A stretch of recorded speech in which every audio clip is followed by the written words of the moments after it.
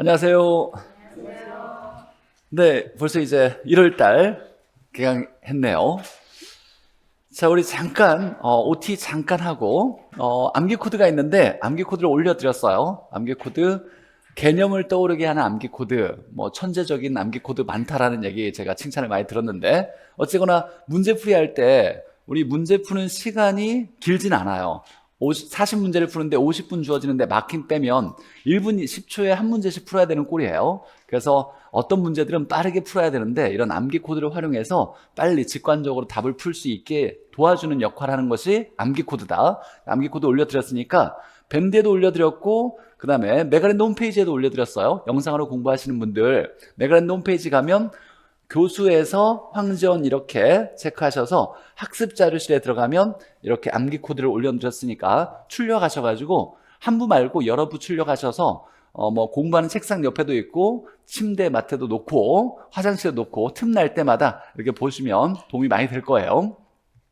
자, 밴드에도 공지사항에 제가 밴드가 있죠. 학개론대 정석 황지원 이렇게 치면 공지사항에 이렇게 암기 코드 파일을 올려드렸으니까 밴드에서도 출력하실 수 있다.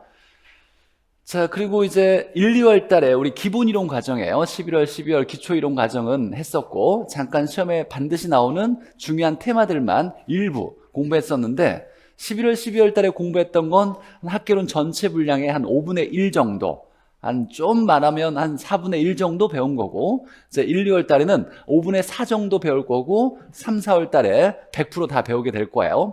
자, 1, 2월 달, 3, 4월 달은 다 통합이론서로 이렇게 공부를 할 거고 그 다음에 5, 6월 달에는 기출문제죠. 기출문제 풀이 과정 하는데 우리 공인중개사 시험의 절대평가에 합격하기 위해서 60점을 맞아야 되는데 이 이론을 공부했던 건 사실 이론 자체가 중요한 게 아니라 이 기출문제를 잘 풀어내기 위해서예요. 그래서 가장 중요한 단계가 5, 6월 달.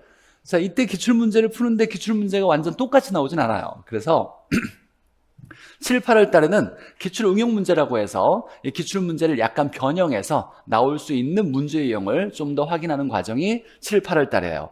결국은 우리가 합격하려면 문제를 잘 풀어야 돼요. 문제를 잘 풀려면 문제를 많이 풀어봐야 돼요. 그래서 이 문제풀이 과정이 후반부에 배치되어 있고 마지막에 이제 9, 10월 달에는 시험 보기 전에 마무리 총정리, 이렇게 실전 모의고사 등 해가지고 이제 시험 대비를 최종적으로 하는 거고 계산문제 특강을 진행했어요. 이게 계산문제집인데 온전한 합격 도약을 위한 계산문제 해가지고 온도계 이렇게 지었는데 여기에 좀 폰트가 있지 않아가지고 빠지는데 뭐라고 들어가 있냐면 계산문제, 여기에 계산문제 문제 누구든지 할 수 있다, 이렇게 할 수 있다. 자, 이런 표구를 통해서 계산 문제 쉽게 해석할 수 있도록 제가 설명을 잘 했고, 자, 기초 계산 문제에 해당되는 총 18가지 유형이 있는데 계산 문제가 이 중에서 9가지 유형을 기본 산식부터 계산 문제를 풀기 위한 초등학교 수학적인 산식 그런 것들 내용부터 다 충분히 잘 설명했으니까 계산 문제에 자신이 없는 분들은 12월 30일 날 필수 계산 특강 진행했던 걸 영상으로 들으시면 도움을 많이 받으실 거고 자신감이 분명 생길 거예요.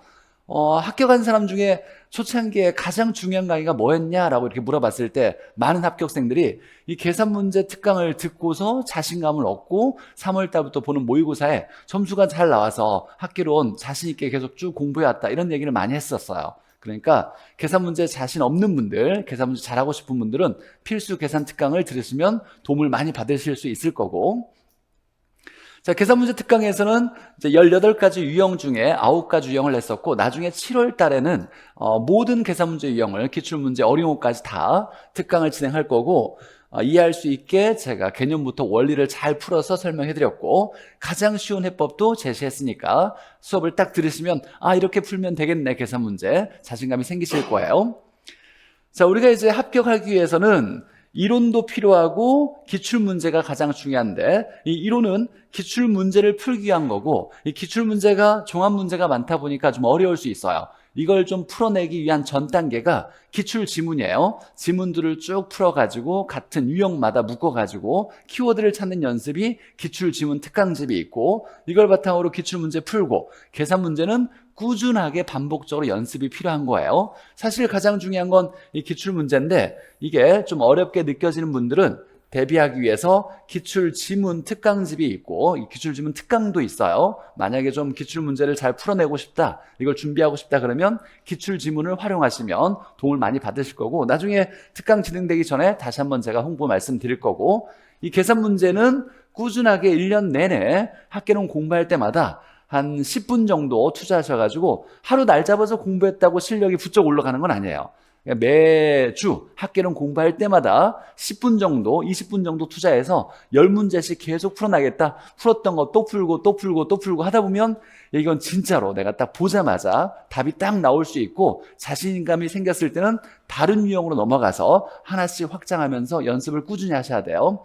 계산 문제 4문제 이상을 풀어내셔야 학개론 안정적으로 아무리 어렵게 나와도 60점 이상 맞을 수 있다는 건 꼭 명심하시고, 자, 그 다음에 이제 마지막에 9, 10월 달에 백선, 최고의 적중률을 가지고 있는데 가장 어려운 교재예요. 이걸 풀어내기 위해서 그동안에 쭉 공부한다라고 생각하셔도 괜찮아요. 마지막 총정리는 쪽집게 백선으로 공부를 하실 거고, 잠깐 좀 말씀드리면 이제 설명회나 여러 가지 오리엔테이션 전에 있었던 걸 바탕으로 다들 알고 계시겠지만, 혹시나 좀 처음 공부하시는 분들을 위해서 잠깐 소개하면, 우리 1차, 2차 이렇게 시험이 나눠져 있는데 1차 과정은 부동산 학개론과 민법 이렇게 두 과목이에요. 자, 1차에서 이 두 개 평균 점수가 60점 넘으면 1차 합격. 그 다음에 2차는 이제 나머지 2차 선생님들이 말씀해 드릴 거니까.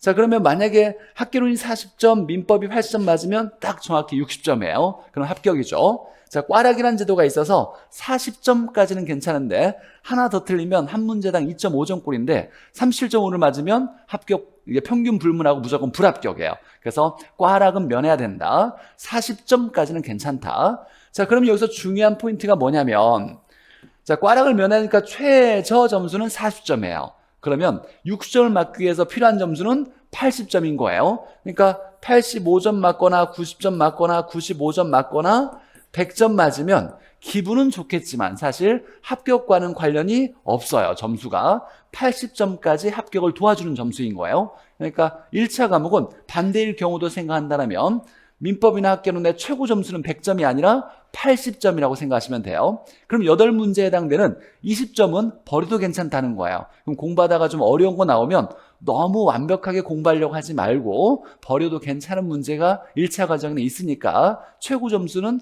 80점이라는 걸 생각하고, 어려운 문제는 일단 좀 스킵하면서 넘어가서 나중에 공부가 여러 번 순환해가지고 공부가 되면 그때는 쉽게 이해되는 경우가 있으니까 너무 처음부터 완벽하게 공부하려고 하시면 안 된다.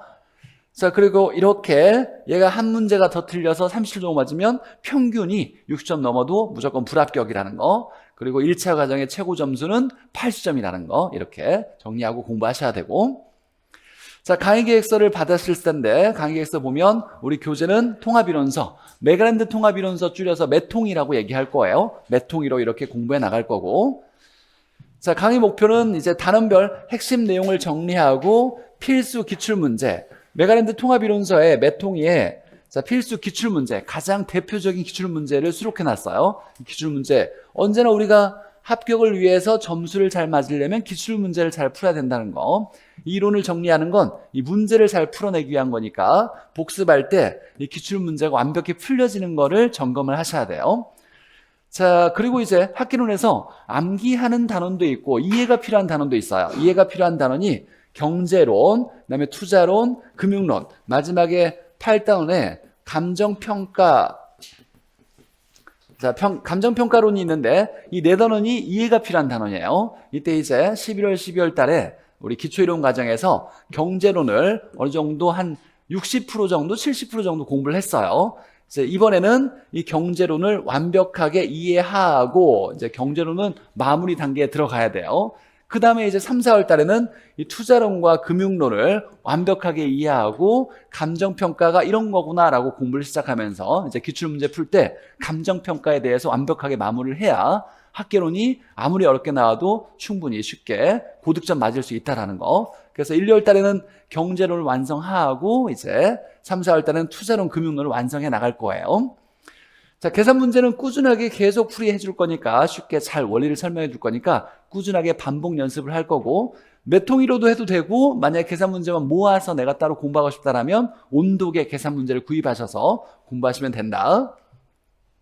자, 학습 방법은 자, 11월, 12월 달에 기초 개념 과정이 있었는데 지금부터 공부하시는 분이 있을 거예요. 이 시기에 가장 질문을 많이 하는 게 지금부터 시작하려고 하는데 11월, 12월 달 강의를 들어야 되나요? 라고 이렇게 물어보는 게 많은데 안 들으셔도 괜찮아요. 1월 달부터 시작해서 쭉 열심히 공부해 나가는데 경제론 같은 경우는 어려우니까 수업을 듣고서 좀 이해가 안 되고 어렵다 그러면 같은 해당되는 내용에 11월, 12월 과정에서 그 해당되는 단원 영상만 한번 들어보시면 좀 더 추가적으로 좀 더 자세히 설명해 드렸으니까 도움이 될 거예요. 그래서 지금 공부하시는 분은 1월 달부터 쭉 공부하시면 되고 공부할 때 어려운 단원이 있으면 11월, 12월 과정 들어가서 해당되는 같은 단원만 영상을 들어보시면 좋겠다. 자, 강의는 체계적이고 순차적이니까 빠지지 않고 계속 듣는 거. 무조건 완강이 중요한 거예요. 항상 강의는 연결되어 있으니까 1강부터 마지막 강의까지 끝까지 듣는 게 중요하다. 중간중간씩만 듣는 건 사실 큰 의미는 없어요. 그래서 1, 2월 달에 이제 완강을 목표로 공부하셔야 되고. 자, 수업 전 10분 학습. 이게 중요해요. 우리가 공부는 리듬이 중요한 거, 반복이 중요하니까. 즉, 루틴을 잡을 때 학교는 공부하기 10분 전에 계산 문제 풀어보는 거, 이거 중요하고, 암기 코드 이제 받으셨을 거고 출력하셨을 거니까 이번에 총론하면 총론에 암기 코드에 해당되는 게 한 10개쯤 될 거예요. 10개 쭉 여러 번 읽어보면서 이런 거 암기 코드 나올 거니까 한번 정리 한번 하고 10분이면 충분할 거예요. 이때 계산 문제 한 5문제 정도 또는 10문제 정도 이렇게 풀면서 10분 정도의 학교론 공부할 때 수업 시작하기 전에 딱 공부하는 루틴을 잡으시면 도움이 많이 될 거고, 언제나 공부하는 방법은 강의를 듣는 건 제가 열심히 준비해서 강의를 해드릴 거예요. 강의를 듣고 이해하는 게 목표예요. 알아듣는 걸로 끝나면 안 되고, 이제 강의를 듣고 이해했다라면 80% 정도 이상이 알아듣겠다, 선생님 무슨 얘기하는지 알겠다라고 한다라면 이제 그 다음은 여러분이 집에 가서 공부하셔야 돼요. 정독을 하셔야 돼요. 메통이를 정독하면서 읽고 수업했던 내용이 이 말로 글로 표현된 것이 이해가 되고 암기할 거 있으면 암기하고, 그 다음에 가장 중요한 건 문제풀이에요. 우리 합격하려면 문제를 잘 풀어야 되니까 기출문제죠. 기출문제 수업 중에 풀었던 걸 다시 한번 내가 풀어보면서 답 체크할 수 있고 키워드 찾을 수 있는 거, 지문들을 해석할 수 있는지를 점검하시고, 만약에 문제를 풀었는데 이해 안 되는 문제도 있고 풀리는 문제가 있을 거예요. 만약에 잘 안 풀리거나 이해 안 됐던 문제는 체크해서 다음 순환 때도 메통이로 공부할 거니까 다음 순환 때는 좀 더 집중해서 공부해야 되겠다, 다시 한번 여러 번 봐야 되겠다, 이렇게 체크해 놓으시면 되는 거예요. 자, 이렇게 공부를 해 나가시면 되고, 자, 학습 방법에서 또 당일 이제 학개론이 월요일 날 이렇게 수업을 하죠. 영상도 월요일 날 올라갈 건데 수업을 듣고 2시간 정도는 수업 후에 강의 시간이 4시간 정도 될 거예요. 10시부터 2시까지 딱 4시간 정도는 풀로 채워질 거니까 4시간 공부하고 스스로 공부하는 시간을 2시간 정도 잡아서 복습을 해 나가셔야 돼요. 11월, 12월 달에는 1시간 정도 잡았어요. 이제 1, 2월 달은 2시간. 그럼 3, 4월 달에는 3시간 정도 공부한다. 2시간에 3시간 정도 공부해 나간다. 공부량이 좀 많아질 거예요. 7, 8월 달에는 그런 거 없어요. 그냥 모든 시간을 공부해야 된다라고 생각해야 돼요. 하루에 10시간 공부할 수 있으면 그렇게 공부하셔야 되는 거고, 합격하려면. 자, 복습할 때는 메통이 수업 내용을 정독해서 읽어보시면서 말로 들었던 내용을 내가 문자로 해석했을 때 그 얘기가 이 얘기였구나 라고 스스로 해석할 수 있는지를 정독하고, 기출문제, 메타인지 이렇게 확인학습 문제, 지문들 풀어보는 거, 공부했을 때 수업 중에 했던 내용들, 문제와 지문 풀었던 걸 다시 한번 스스로 점검해서 아는 거 모르는 거 이렇게 구분해 놓는 과정이 필요해요. 자, 계산문제 특강이 아까 있었죠. 필수 계산문제 특강을 계산문제에 좀 자신이 없거나 잘하고 싶은 생각이 있으면 이 필수 계산문제 특강을 들으시면 도움을 많이 받을 거고 자신감이 분명하게 생길 거예요. 그러니까 한번 들어보시면 도움 많이 받아서 앞으로 학개론 공부하는데 즐겁게 공부해 나갈 수 있을 거예요.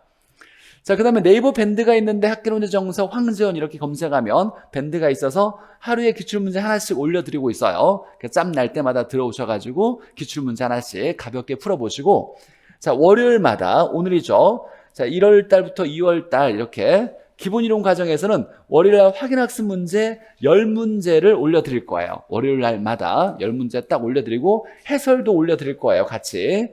동영상도 올려드릴 거예요. 밴드에. 그래서 만약에 이제 밴드에 들어오신 분들이 있다라면 밴드에 활용해서 월요일 날마다 10문제씩 따로 올라가서 수업했던 내용에 해당되는 문제일 거예요. 그 문제를 풀어보시고 해설을 읽어보시거나 밴드에 링크를 달았던 동영상을 들어보시면 10문제씩 확인학습 문제로 점검하는데 충분히 도움 많이 받으실 수 있을 거예요. 자, 1, 2월 달의 과정에서는 우리 학교는 1단원부터 8단원까지 있는데 완벽하게 다 공부하는 건 아니에요. 과목의 특성상 내용이 좀 많은 경우가 있어요. 민법, 공법, 학계론은 좀 내용이 많아요. 다른 과목에 비해서. 그래서 1, 2월 달 과정에서는 1단원부터 6단원까지는 거의 100% 정도 공부할 거고, 그 다음에 7단원은 우리 학교에서 가장 쉬운 단원이에요. 이건 나중에 잠깐만 공부해도 충분히 해결할 수 있을 거니까 7단원은 3, 4월 달로 넘길 거고, 자, 감정평가는 이 배웠던 내용들을 모두 종합해서 공부해야 되는 단원이에요. 그러니까 이 내용들을 좀 부족하면 얘가 이해가 안 될 수 있어요. 그래서 이때는 1, 2월 달에는 감정평가에 한 3분의 1 정도만 배우고 나중에 나머지는 3, 4월 달로 넘길 거예요. 그래서 1, 2월 달에 배우는 건 1단원부터 6단원까지, 그 다음에 감정평가 일부를 배워서 이렇게 1, 2월 달에 8주차 과정으로 공부를 하게 될 거다. 그 다음에 이제 다음 3, 4월 달에는 모두 배울 건데, 역시나 시간이 좀 부족할 수 있어서 1단원은 제가 11월, 12월도 했었고 1, 2월 달도 했을 거니까 3, 4월 달은 1단원의 중요한 파트만 일부 하고 바로 넘어갈 거예요. 이렇게 진행을 할 거다라는 거. 자, 공부할 때 이거 좀 잔소리로 듣지 말고 이런 마음 자세가 필요하다라고 잠깐 제가 소개하려고, 합격을 위한 자세가 이렇게 세 가지 좀 지켜야 돼요. 남 탓하면 안 돼요. 항상 점수 안 나온다, 이해 안 된다, 선생님이 잘못 가르쳤다, 이런 거 아닐 거예요. 원인은 언제나 자기 스스로에 있을 거니까 자기 스스로 먼저 점검해 보시고 부족한 걸 찾아내셔야 스스로에 발전하거나 합격할 가능성이 높아요. 남 탓하지 말고, 우리 시험은 절대평가죠. 상대평가가 아니에요. 누군가를 이겨야 합격하는 게 아니에요. 내 60점만 넘으면 합격하니까 나도 합격하고 다 합격해도 아무 문제가 없어요. 그러니까 절대로 남과 비교하지 말고, 꼴 보기 싫은 애가 나보다 점수가 높다고 막 스트레스 받고 더 이겨야 되겠다고 막 승부욕 발동해가지고 괴로우면서 건강을 해치면 안 돼요. 어찌되거나 이건 절대평가니까 남과 비교하지 말고, 근데 우리 학창시절부터 습관화가 돼 있어요. 이렇게 남과 비교하는 게. 공부할 때 성적 가지고 남과 비교할 필요 없고, 내 점수를 딱 보고서 합격하기 위한 점수를 기준을 잡고서 부족한 것만 채워나가면 아무 문제 없어요. 그리고 나중에 이제 업을 시작하면 같이 공부했던 사람들이 굉장히 도움을 많이 주는 사람이에요. 옆에 사람이 공부는 좀 못한다 하더라도 업에 나가면 엄청난 능력 발휘를 해가지고 돈을 많이 벌 수 있는 능력의 소유자일 수도 있어요. 그런 분들이 또 업에 나가면 도움을 많이 줄 수 있는 사람이니까 친하게들 지내면서 동기가 중요해요, 사실. 그래서 친하게 즐겁게 공부하시고, 마음가짐은 언제나 여기에 뭐라고 나왔냐면 1년이라고 했어요. 내가 좀 시간이 없어서 1차, 2차 이렇게 나눠서 공부하시는 분들 있을 텐데, 일찍부터 만약에 4월달, 4월달, 5월달까지 1차가 만약에 평균 모의고사가 60점 이상 넘었다, 그러면 2차 공부해도 충분한 거예요. 그래서 가능한 시간이 없더라도 최선을 다해서 일찍 민법과 학계론 점수를 좀 더 안정적으로 잡아놓으면 동차로 끝내는 게 가능해요. 그러니까 시간이 없어서 이렇게 나눠서 공부하셨던 분들도 일찌감치 민법 학교는 열심히 공부해서 안정적인 합격 점수를 1차가 확보가 된다라면 1년 안에 끝낼 수 있다는 거. 동차로 공부한다는 사람들도 초창기에 1차를 먼저 안정적인 점수를 잡아놔야 2차가 편하게 공부되는 거예요. 그래야 1년에 끝내서 나도 좋고 내 주변에 있는 남편도 좋고 자식들도 편하고 시어머니도 편해요.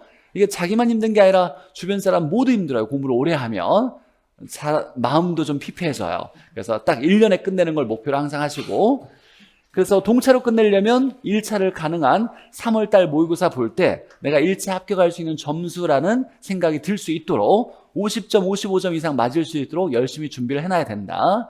그래서 1년에 끝내야겠다는 마음을 항상 가지고 있어야 돼요. 자, 그럼 우리 이제 공부를 한번 해 나가보죠. 페이지 24페이지. 자, 1장 보죠. 자, 메가랜드 통합이론서는 요약집의 확장판이에요. 요약집의 확장판. 벌써 20분이 지났는데 시간이 많이 갔네요. 요약집에 있는 내용, 기본서에 좀 일부 빠진 걸 여기다 집어넣어서 요약집의 확장판이고, 여기에 기출문제 중요한 것도 들어가 있고, 원래는 특강집에 핵심 키워드 특강집이 있었는데 그 핵심 키워드를 찾는 우리가 빵꾸 노트라고 했던 것들, 이런 것들도 이 교재에 다 들어가 있어요. 기출 지문도 들어가 있어요. 그래서 우리는 이 메가랜드 통합이론서만 봐도 고득점 80점, 90점, 95점까지 맞는데 아무 문제가 없어요. 그래서 이 교재만 반복해서 공부해도 충분하다라는 거 이렇게 신뢰하시면서 공부해 나가실 거고, 자, 보죠. 첫 번째 24페이지에 부동산학이라고 나왔는데, 부동산학. 우리가 지금 배우는 게 부동산학 개론이죠. 개론. 부동산학을 배우는데 이 개론이라는 얘기는 큰 줄거리를 배운다는 거예요. 깊게 파고들면서 깊은 내용까지 배우는 게 아니라 전체 내용의 줄거리를 이렇게 좀 얇지만 넓게 배우는 과정을 개론이라 그래요. 심리학 개론, 철학 개론, 건축학 개론. 이 개론이란 붙는 건 전체를 이해하는 데 초점이 맞춰져 있는 학문을 개론이라고 얘기해요. 부동산 학이 뭔지, 부동산과 관련된 학문을 얘기하는 거죠. 자, 내용을 보니까 어쩌고 저쩌고 나왔는데, 자, 1번 한번 체크해 보면 부동산학이란 김영진 교수님께서 이렇게 정리해놨는데, 부동산 활동을 능률화시키기 위해서, 능률화는 잘하기 위해서예요. 잘하기 위해서 원리와 그 기술을 개척하는 학문이다. 자, 원리면 이론을 말하는 거야. 이론을 잘 정립하고, 이론만 정립하는 학문이 아니라 기술이라는 건 실무에 적용도 하겠다, 실무에 응용도 하겠다라는 거예요. 자, 그러면 이론도 정립하고 실무에 응용도 하는 학문이고, 자, 종합 응용과학이다라고 나왔어요. 종합적인 학문이고 이론만 정립하는 게 아니라 실무에도 응용하는 학문이다. 이렇게 정의했던 것을 부동산학이라고 정의해요. 중요한 건 잘하자죠. 이 부동산 활동은 부동산과 관련된 인간이 행위하는 활동을 얘기하는 거예요. 예를 들면 중개, 우리 중개업을 하려고 배우는 거니까 중개, 투자, 그 다음에 수요와 공급, 그 다음에 개발, 관리, 감정평가, 이런 것들이 다 학개론에서 배우는 걸 다 부동산 활동이라 그래요. 이걸 뭘 하자? 잘하자, 능률화하자, 잘하자, 효율적으로 하자, 이 능률화시키는 걸 목표로 하고 있다. 자, 보니까 자, 인간이 부동산을 대상으로 이렇게 행동하는 걸 부동산 활동이라 그래요. 그럼 부동산 활동을 하면 부동산에서 나타나는 모습이 있겠죠. 나타나는 모습을 뭐라고 하냐면 부동산 현상. 부동산학의 연구 대상으로 삼는 건 인간과 부동산 자체를 연구하는 것이 아니라 부동산 활동과 부동산 현상을 연구 대상으로 삼는다. 자, 부동산학은 이 부동산 활동을 뭐 하자? 잘하자, 능률화시키는 걸 목표로 하자. 이때 이론만 연구하는 게 아니라 실무에 응용도 하겠다. 자, 이론, 원리와 실무에 응용도 하겠다. 이렇게 하면서 종합응용 사회과학이다.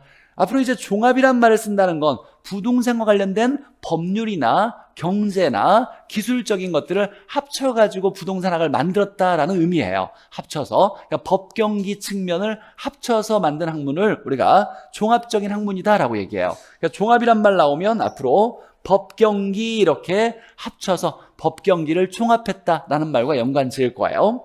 자, 최근에 시험 문제 나왔던 건 이 부분이에요. 자, 그러면 능률화시키는 건 어떻게 능률화시키는 거냐? 잘하자라는 건데, 자, 부동산 활동을 할 때 내가 부동산을 소유하고 있을 때는 야, 내가 땅을 가지고 있으면 내 땅이니까 내 맘대로 그냥 놀리거나 방치해도 되겠지라고 하면 안 된다를 얘기하는 거예요. 잘하자, 잘 소유하자. 능률화, 잘 소유한다는 것은 그 토지에 가장 좋은 이용을 찾아서 해야 된다를 얘기하는 거예요. 그래서 부동산 소유를 능률화, 잘하자라는 건 뭘 의미하냐? 최유효 이용하자는 거다라는 거예요. 자, 거래 활동할 때는 질서, 거래 질서 확립을 목표로 한다라는 거예요. 이게 거래를 잘하자라는 건 질서를 확립하는 걸 목표로 한다라는 거예요. 이게 이제 최근에 나왔던 거. 자, 소유 활동할 때 최유효 이용하는 건 능률화시키는 원리를 얘기하는 거다. 가장 중요한 얘기예요. 자, 이 가로 2번에 보니까 부동산학은 부동산 현상과 부동산 활동을 연구하는 학문이다. 그러니까 인간과 부동산을 연구하는 게 아니라 부동산 현상과 부동산 활동을 연구 대상으로 삼는다. 자, 이 부분은 시험 문제 많이 나오는 부분은 아니에요. 그래서 3, 4월 때는 따로 설명하지 않는 단원이에요. 1, 2월 달만 딱 한번 설명할 거고. 자, 가로 3번에 보니까 부동산학의 학문적 성격, 좋은 얘기는 다 할 수 있어요. 종합적이다, 응용, 경험, 사회, 규범가 다 이렇게 얘기할 수 있고. 자, 일단 하나 종합이란 말이 계속 많이 나올 건데, 자, 종합이라는 건 뭐를? 법경기 등을 합쳤다. 꼭 세 개만 합친 건 아니에요. 여러 개 다양한 걸 합쳤을 때 종합했다라고 하는 건데 대표적으로 세 개를 뽑는다라면 법률, 경제, 기술을 합쳤다 이렇게 얘기하는 거고. 자, 좋은 얘기를 하는데 이걸 외워놔야 돼요. 옆에 암기 코드.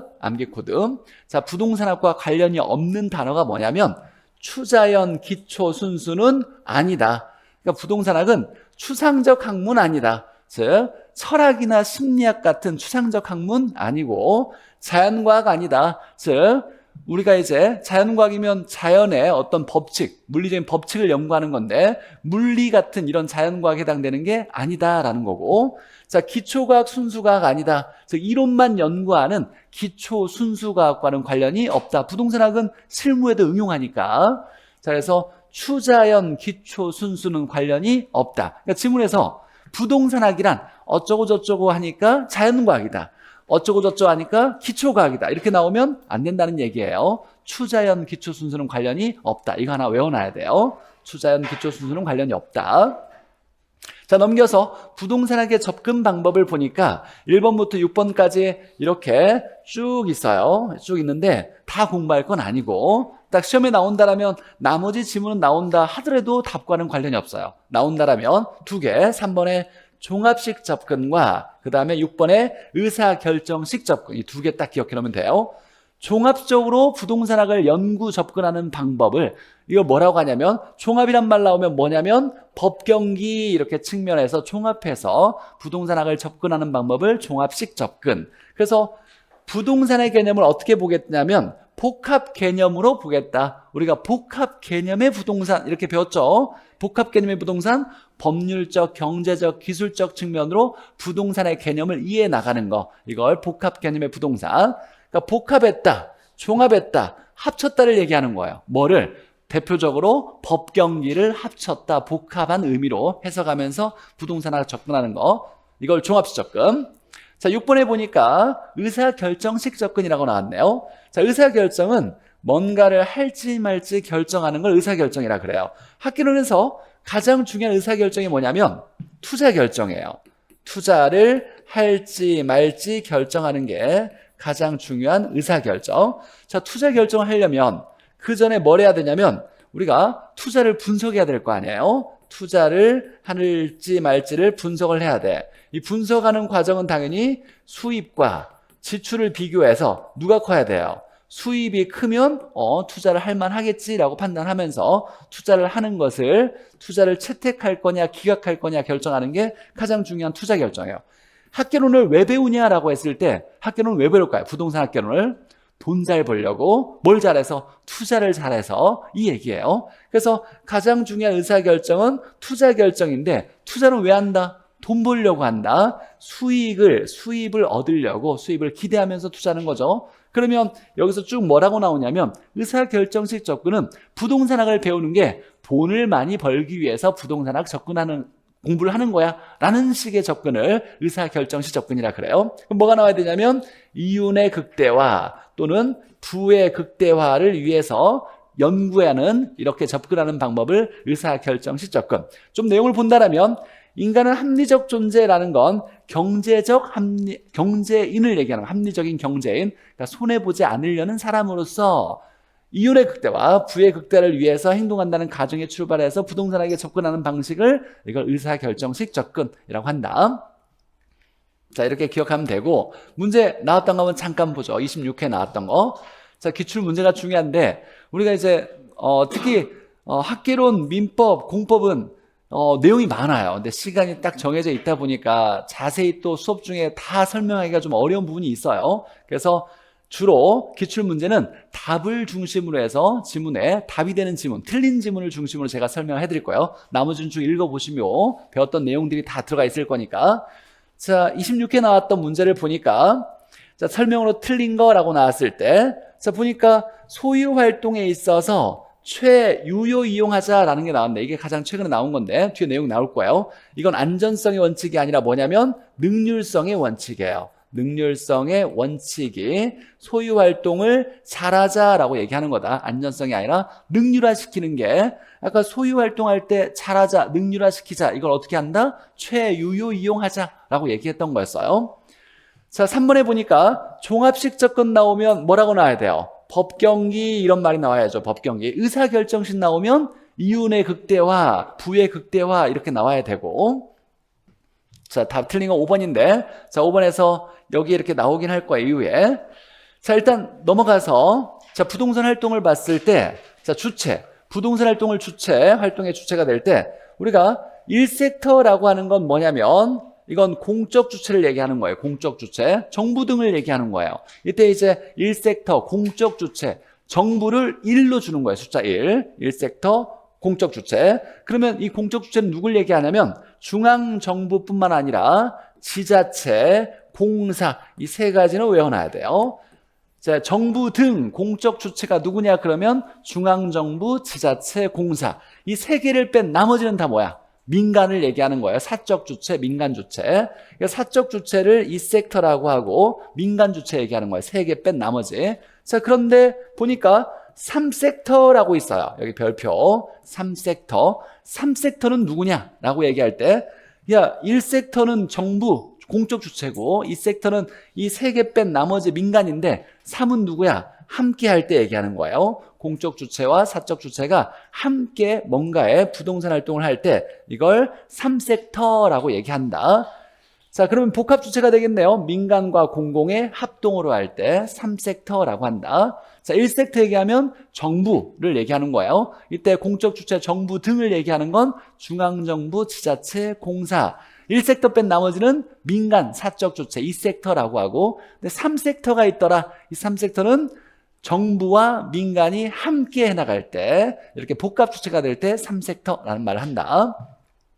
자, 3섹터라는 말 기억해 놓고 자, 부동산 활동의 속성을 보니까 아까 우리가 부동산학은 이론뿐만 아니라 실무에 응용도 한다 그랬어요. 자, 그래서 이론은 논리성이 있어야 돼. 논리성을 과학성이라 그래요. 논리적으로 이론을 정립해야 되고 논리성, 과학성이 있어야 되고 실무에서는 테크닉, 기술성이 중요하더라라는 거예요.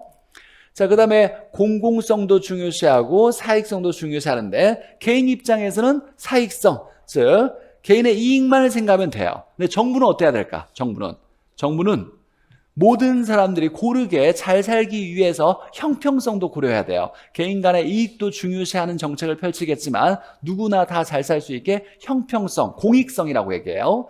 공익성도 중요시한다. 정부 입장에서는 공공성, 공익성도 중요시한다라는 얘기고 자, 부동산 활동은 부동산이나 물건을 대상으로 하는 대물 활동이자 동시에 사람 간의 활동이에요.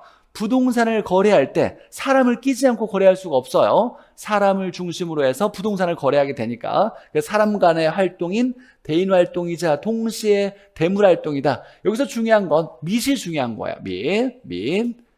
자, 그러니까 문제에서 대인 활동이 아니고 대물 활동이다. 이렇게 나오면 틀리는 거예요. 대인 활동이자 동시에 대물 활동이다 라고 얘기해야 돼요. 나중에 이제 임장 활동을 배우긴 할 건데 자, 우리가 부동산의 정보를 알려면 부동산을 가지고 올 수가 없어요. 가지고 와서 보여주면서 이럴 수 있다, 이렇다라고 얘기할 수가 없잖아요. 사람이 직접 현장에 가서 정보를 알아내야 돼. 자, 그럴 때 이 대물활동이 임장활동은 대물활동인데 부동산이나 물건을 대상으로 하는데 이 물건이 움직인다, 안 움직인다? 안 움직인다. 물건이 움직이지 않아서 임장활동해야 된다라고 얘기하는 거예요. 그래서 임장활동의 근거는 두 가지예요. 즉 대물활동이고 그 다음에 부동성 때문에 임장활동하는 거다. 이따가 다시 한번 정리할 거니까. 자, 장기적 배려해야 된다. 토지는 없어지지 않아서 영속적이에요. 먼 미래까지 가니까 먼 미래까지 배려해서 부동산 관리해야 된다. 자, 비가역성이라는 말이 있는데 얘는 한 번 잘못되면 되돌리기가 어렵다를 얘기해요. 되돌리기 어렵다라는 성질을 비가역성이라고 한다. 만약에 산지를 개간해서 건물을 지었어. 근데 잘못 개발했어. 다시 원래 산으로 되돌리기가 거의 불가능해요. 그러니까 부동산 활동을 할 때는 우리가 먼 미래까지 배려해야 된다라는 이유를 토지는 없어지지 않는 영속성이 있고 우리 부동산은 한 번 잘못되면 되돌리기가 어려운 성질이 있으니까 장기적으로 배려를 해야 된다. 그래서 장기적 배려에 근거가 되는 성질 두 가지를 가장 중요한 두 가지를 뽑아라 그러면 영속성과 비가역성이에요. 나중에 또 다 정리할 내용들이에요. 자, 1차, 2차, 3차, 3차로 갈수록 전문가 수준이다라는 거고, 자, 윤리적으로 행동해야 된다. 먼 옛날에 12회 때, 아주 먼 옛날이죠. 12회 때 한번 나왔는데, 자, 조직윤리가 있고 고용윤리가 있는데, 자, 공중윤리는 대중에게, 공중은 다수의 시민들을 얘기하고, 서비스라는 건 고객에 응대하는 걸 서비스라 그래요. 고객을 얘기하는 거예요. 고객을 다른 말로 의뢰인이라고 하는 거예요. 자, 이건 상식적인 용어니까. 자, 고용윤리와 조직윤리를 구분해야 되는데, 고용윤리는 내부 조직원이에요. 누굴 얘기하냐면 사장과 직원을 얘기하는 거예요. 사장과 직원 간에 지켜야 될 윤리를 고용윤리, 그러니까 고용한 사람과 고용된 사람 간의 윤리를 고용윤리라 그래요. 자, 중요한 건 조직윤리예요. 조직윤리는 자, 보니까 동업자 및 동업자 단체와의 윤리를 얘기하는데, 이 동업자끼리의 이 조직을 뭐라고 하냐면 외부 조직이라 그래요. 외부 조직. 그래서 이 조직 윤리를 공부할 때 여기에다가 외부 조직 윤리라고 이렇게 암기하는 게 좀 좋을 것 같아요. 용어를. 외부 조직 윤리.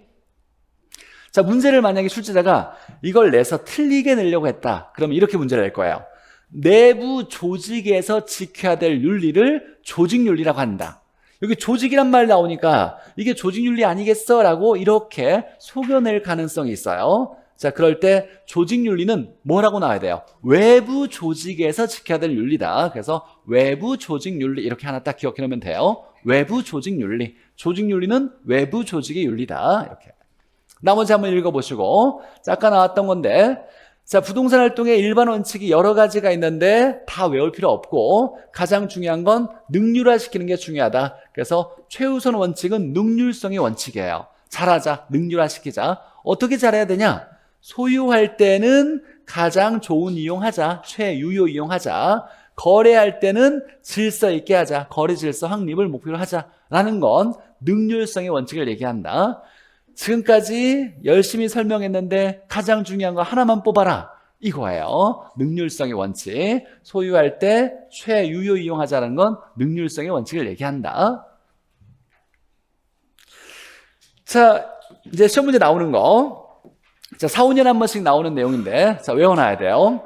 자, 표준산업 분류에서 부동산업의 분류. 외워야 돼요. 이거 외워야 된다. 별표 쳐놓고.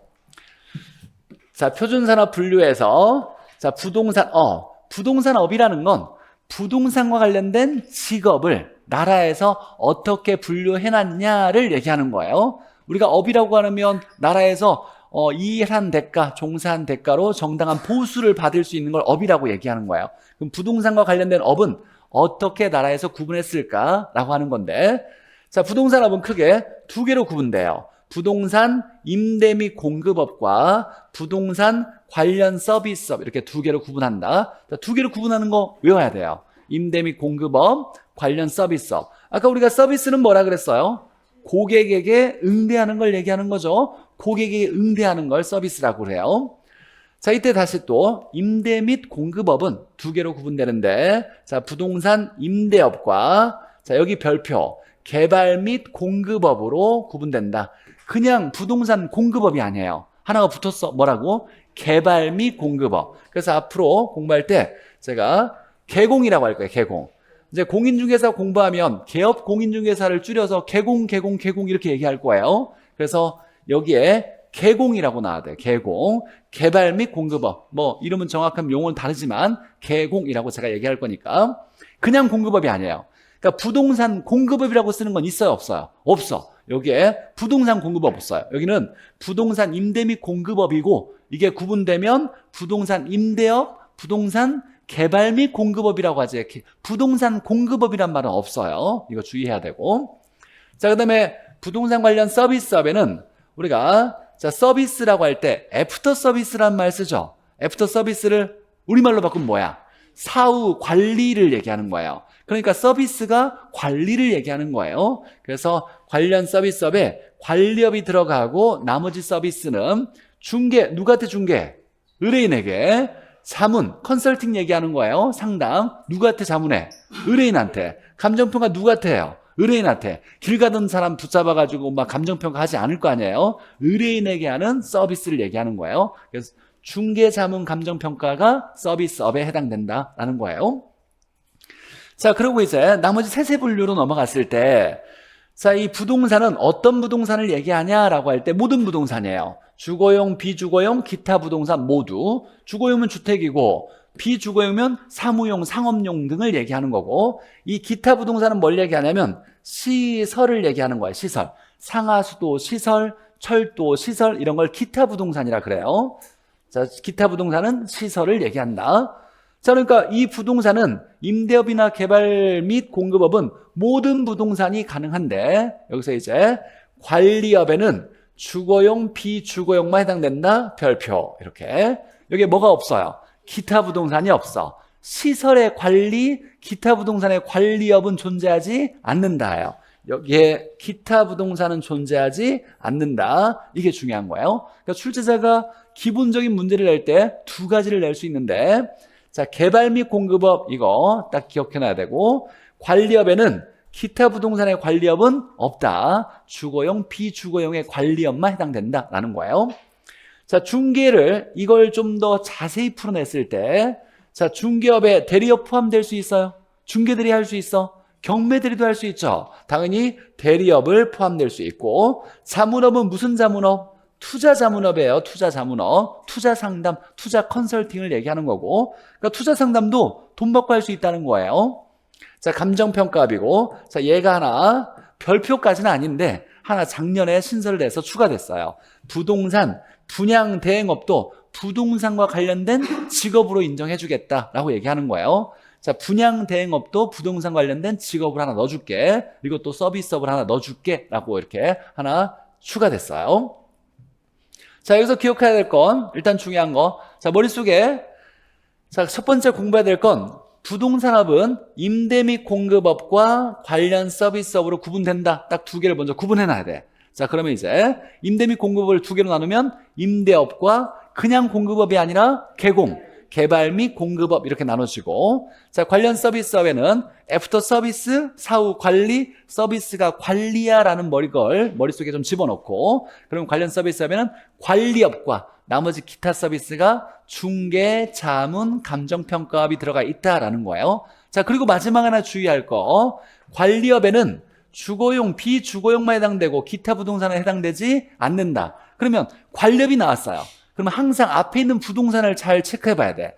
이런 것들은 모든 부동산이니까 상관이 없는데, 관리업이 나왔다 그러면 앞에 주거용, 비주거용 가능한데 기타 부동산이나 시설이 나오면 안 된다를 우리가 유심히 좀 확인해야 돼요.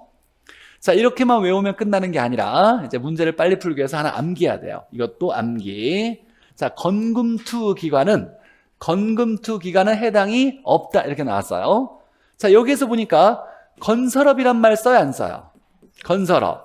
건축업이란 말 써요, 안 써요? 안 써요. 이런 거 없어요. 뭐라고 해요? 개발 및 공급업이라 그래. 개발 및 공급업이라고 하지. 여기에 부동산, 건축업, 건설업 이런 말 쓰지 않아요. 건설업, 건축업 이런 말 쓰지 않는다. 개발 및 공급업이란다. 금융업 있어요, 없어요? 자, 금융은 대출 받는 거 얘기하는 거잖아요. 자금 조달하는 거 어디서 해야 돼? 은행에서 해야지. 부동산하고 관련 없어요.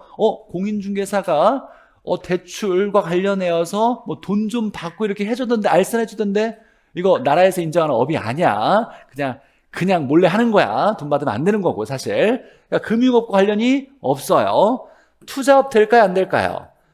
자, 공인중개사가 부동산을 사고 팔고를 계속하면서 이윤을 남기는 투자를 직접 하면, 이걸 업으로 하면 안 돼요. 그러니까 투자업도 안 되고, 자, 그 다음에 여기에 관리업이 들어갔는데, 이 앞에 있는 부동산이 기타 부동산이거나 또는 시설이라고 되면 된다, 안 된다? 안 된다. 그래서 건금투 기관은 해당 사항이 없다. 이렇게 외워놔야 돼요. 여기까지 외워놓으면 이 문제 나오면 이제 무조건 맞는 거예요. 자, 개발 및 공급업 개공 기억해놓고, 관리업에 기타는 없다, 시설 관리업은 없다 기억해놓고, 그 다음에 마지막 암기 코드, 건금투 기간은 해당 사항이 없다. 건이 뭐예요? 건설업, 건축업 없고, 금융업 안 되고, 투자업 안 돼요. 주의할 건 투자를 업으로 하면 안 되는데, 투자 상담은 가능해? 투자 자문은 가능해요. 투자 컨설팅, 투자 상담은 업으로 인정해 주는데 투자업 자체를 해당되는 건 아니다라는 거. 자, 그럼 이제 문제 한번 잠깐 풀어볼까요? 자, 22에 나왔던 문제. 자, 부동산 활동은 공중지표 제한을 하는 3차 공간. 뭐 당연하겠지라고 생각하면 되고, 니은에 보니까 이거 뭐야 보너스로 줬던 문제예요. 자, 사회성 공공성 있는 재산을 다루므로 자, 거래 당사자는 윤리적으로 행동할 필요가 없으나 뭐 말도 안 되는 얘기지. 윤리적으로 행동해야지. 그래서 니은은 틀렸고, 자, 디귿에 보니까 자, 부동산은 일반 소비 상품을 대상하는 것과 달리 장기적 배려에 결정돼야 된다. 맞죠? 자, 이 지문이 다음에 이제 연결돼서 나오면 야, 부동산 활동은 왜 장기적 배려를 통해서 해야 돼? 라고 얘기할 때 근거가 뭐냐? 토지는 없어지지 않으니까 영원히 계속되니까 장기적 배려 해야 돼. 뿐만 아니라 부동산, 토지는 한 번 잘못되면 원래로 되돌리기가 어려워. 무슨 성질? 비가역성이 있으니까 먼 미래까지 장기적으로 배려해서 부동산 활동해야 된다. 이 지문이 이제 다시 등장할 수 있어요. 연관된 거고. 자, 리를 보니까 부동산 활동 주체가 인간이라는 점에서 대물 활동이 아니라 대인 활동이다. 지금 부동산 활동을 얘기하는 거예요. 부동산 활동을 정의할 때 대물 활동이 아니라 대인 활동이다 라고 정의할 수가 없어요. 부동산 활동은 대물 활동이자 동시에 대인 활동이다 라고 정의해야 돼요. 그래서 이 지문이 틀린 거고. 자, 미음에 보니까 임장 활동으로 규정하는 근거는 이라고 나왔어요. 자, 사람이 가야 되는 거죠. 자, 부동산이라는 물건을 대상으로 하는 활동을 하는데 부동산의 정보 활동을 할 때 부동산이라는 물건을 대상으로 하니까 대인 활동이 아니라 대물 활동인데 자, 부동산의 정보를 알아내는 활동은 대물 활동인데 이 물건이 움직인다 안 움직인다? 안 움직인다. 부증성이 아니라 부동성이라고 해야 돼요. 부동성. 그래서 부동성과 자, 대물활동이라고 정의를 해야 이게 임장활동을 규정하는 근거가 되는 거예요. 그래서 미음도 틀렸다. 답 찾는 건 뭐 어렵지 않은데 뭐 보너스로 준 거니까 2개씩 박스형 문제인데 이렇게 보기가 똑같은 개수로 나왔으면 출제자가 보너스로 주려고 했던 문제다. 그러니까 이 지문에서 한 2-3개만 알아도 답 찾을 수 있는 경우가 대부분이에요. 사실 이런 건 뭐 가장 쉽게 나온 유형이니까. 자, 여기서 기억해야 될 거 이거 하나. 장기적 배려의 근거는 영속성, 비가역성. 자, 그 다음에 임장활동의 근거는 대물활동인데 물건이 움직이지 않아서다 라는 거야. 이게 이제 계속 등장할 지문이고. 자, 두 번째 보죠. 31에 나왔던 문제. 자, 관련 서비스업에 해당하지 않는 거라고 나왔어요. 관련 서비스업이래요. 서비스, 애프터 서비스, 사후 관리. 관리 들어가죠? 관리. 그래서 관리 이렇게 체크해야 돼요. 관리. 근데 관리가 들어갔을 때 앞에 있는 부동산을 봐야 돼. 여기 비주거용이고 주거용이죠. 가능해요? 가능해. 기타나 시설이 없으면 되죠. 그러니까 얘는 맞는 거고. 그다음에 서비스의 중개, 자문, 감정평가. 그래서 자문업, 중개업 좀 자세히 표현한 것이 투자자문, 중개, 대리 이렇게 나오는 거예요. 자, 그 다음에 하나가 감정평가 이렇게 되는데 개발 및 공급업은 아니다. 얘는 어디에 들어가는 거예요? 임대 및 공급업에 들어가는 거지. 관련 서비스업에 들어가는 게 아니죠. 얘는 임대 및 공급업에 들어가는 거다. 자, 시간이 많이 갔어요. 제가 쉬었다가 가능한 제가 자세히 풀어주려고 하겠지만 아까 얘기했지만 내용이 좀 학개론이 많다 보니까 중간중간 제가 건너뛰는 부분이 있을 거예요. 이거 한번 읽어보시라고. 그런 건 읽어보셔도 되고 시험과는 아주 밀접한 관련이 크지 않기 때문에 넘어가는 거라고 생각하시면 될 거예요. 잠깐 쉬었다가 볼게요.